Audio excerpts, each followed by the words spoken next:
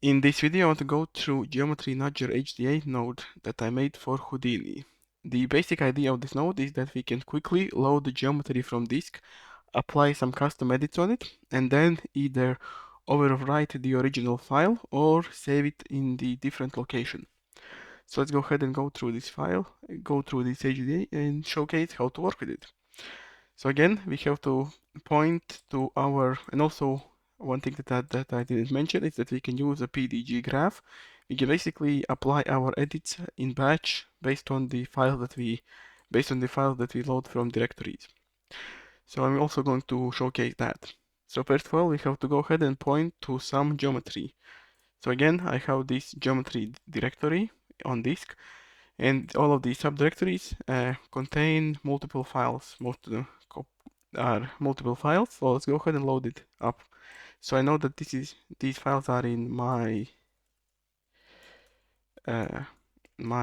temporary geometry, and then I'm going to say OK, and then it's going to, if I am pointing to this directory, it's going to subdirectory parameter is going to automatically fill them with all the directories it has found inside root directory. So we can ignore this if we want to load files if we point to the files that are already in the directory, or if you want to specifically say that I want maybe this rack geometry, get the rack geometry from the subdirectory rack, all of these, I can say to this, say that subdirectory is rack, or I can point it to here and leave this 0. It's going to be basically the same. And in this case, you can see that since in the rack directory there are no subdirectories, so it's going to be empty. So now that you have pointed to the geometry, you have to make sure that the pattern, so basically this is the file type that you want to find, and by default it's going to be geo.sc, but it basically can load any geometry file that Houdini reads, which basically bx or obj, that should be fine. Now let's go ahead and load our file. So first of all, this is going to be loaded using a PDG graph. So that means you have to go ahead and say generate static work items.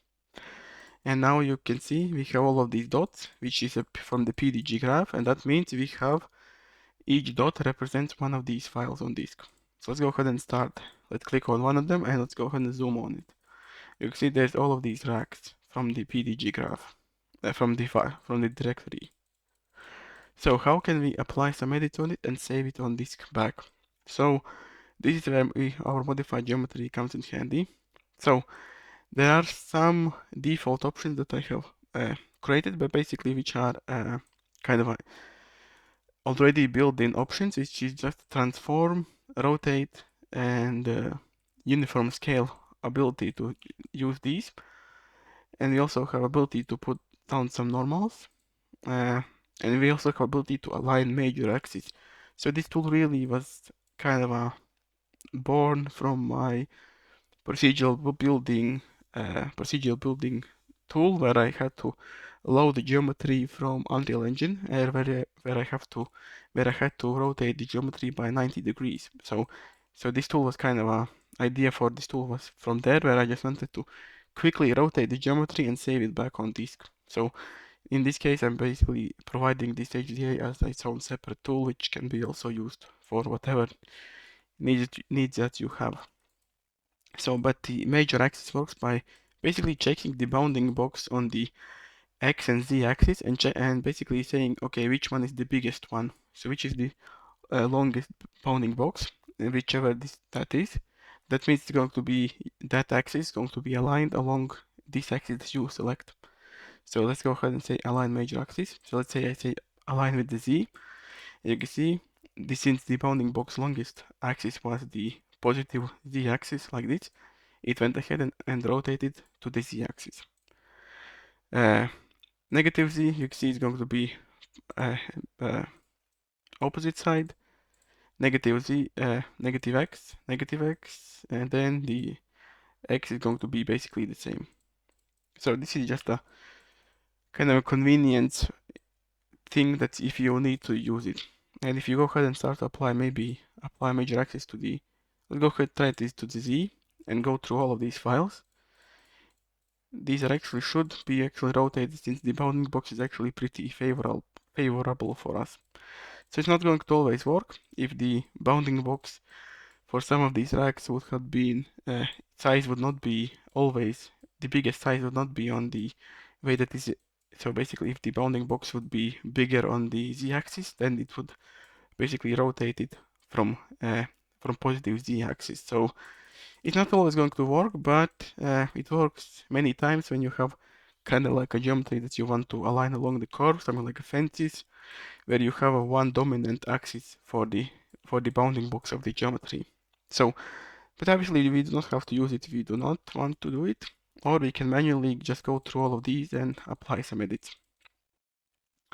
So, and also we have a justify option to move our geometry if you want by justify, which basically match axis node promoted to the parameters of the HDA. So where the interesting part is where you want to apply some custom edits.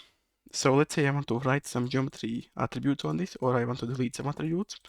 So what you want to do is go ahead and either you can dive into the network, and this node actually has a dive target.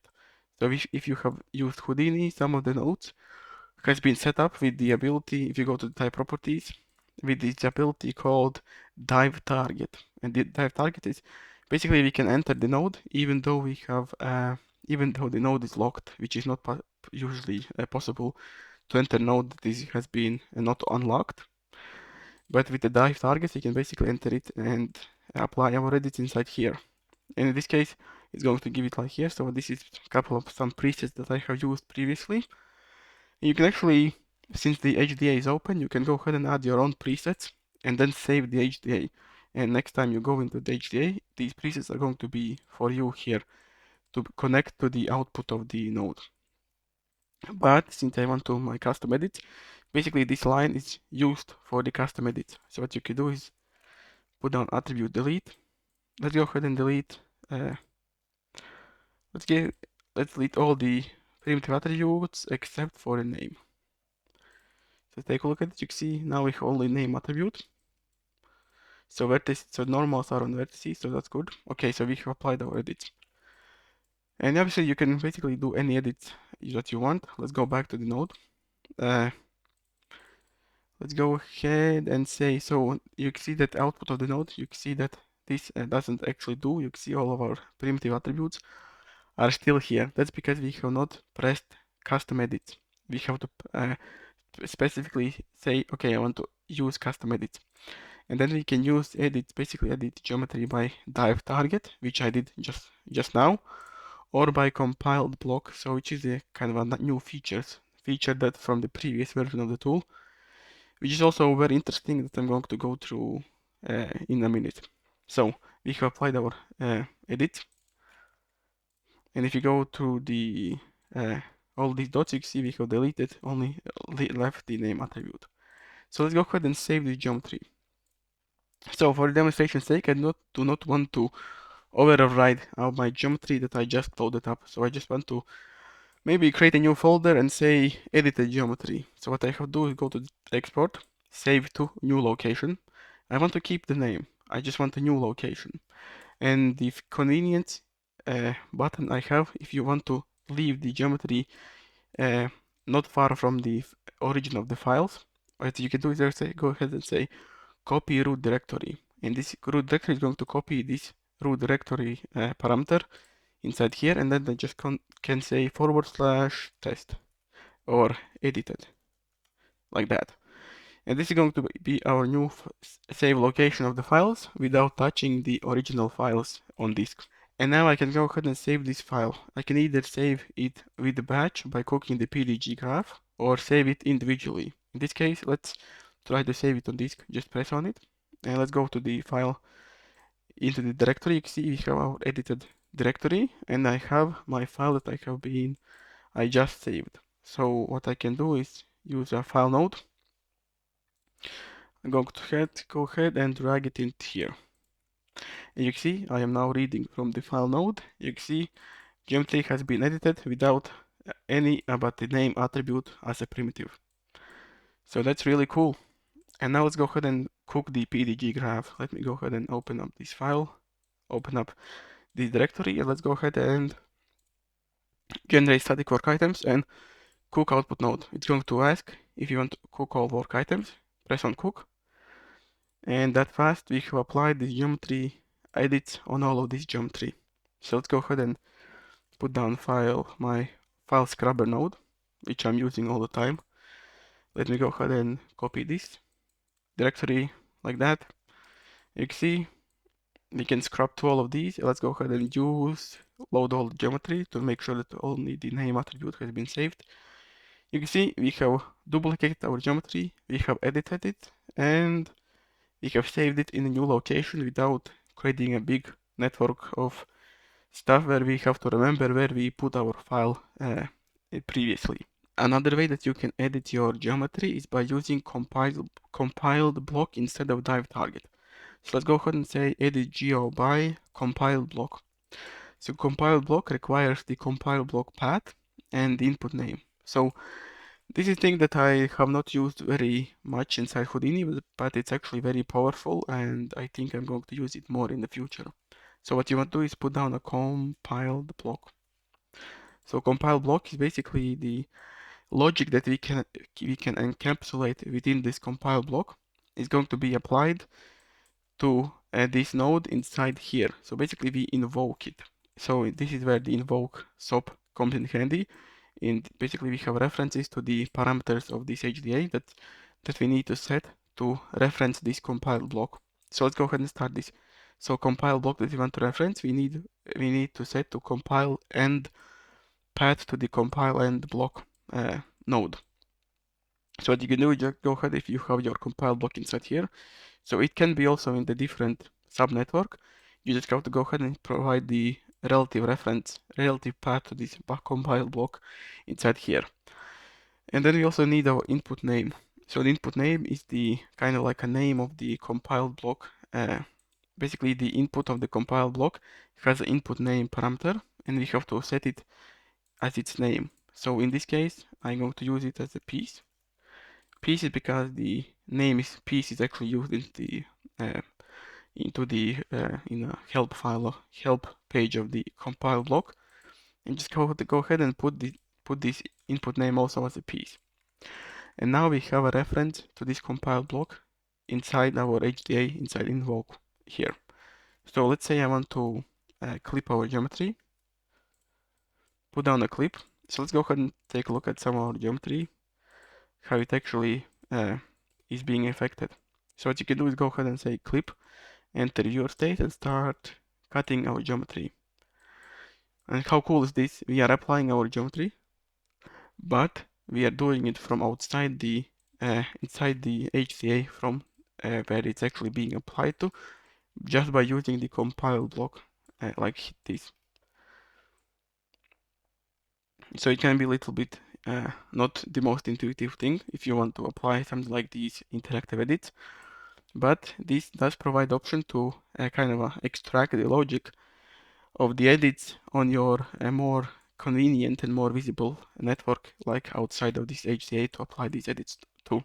And now let's go ahead and try to save the geometry. And again, I'm going to basically just rewrite it, rewrite the original geometry that I just edited. So dirty all and cook output, cook.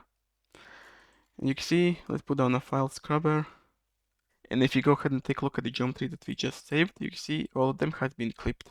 So we have saved edited our geometry from compile block outside the actual HDA node. So that's pretty cool actually. So that's pretty much it that I wanted to cover for all of this.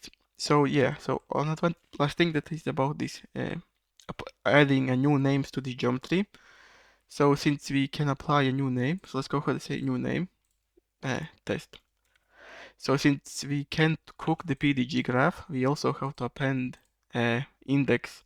We have ability to append the item index to it, because if we have like these 9 items, obviously if we go ahead and say cook the PDG graph, it needs unique names since it's going to be inside the same directory.